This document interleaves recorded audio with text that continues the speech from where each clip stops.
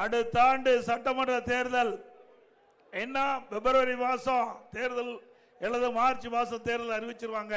இதுல 3 மாசம் அதுல 3 மாசம் 6 மாசம் தான் திமுக ஆயுள் காலம் இருக்குது. இந்த 6 மாசத்துல நீங்க ஊசலாடி கொண்டிருக்கிறீங்க. இன்றைக்கு ஒருவருக்கு கடுமையான நோய்வாய் ஏற்பட்டா அவர் உயிர் பிழைப்பதற்கு வெண்டிலேட்டர் வைப்பாங்க. அப்படி இப்பொழுது திராவிட முன்னேற்ற கழக அரசுக்கும் கட்சிக்கும் வெண்டிலேட்டர் வைக்கப்பட்டு விட்டது. 6 மாசம் வரைக்கும் தான் அந்த வெண்டிலேட்டர் இயங்கும். அதுக்கு பிறகு மக்கள் சரியான முடிவெடுப்பார்.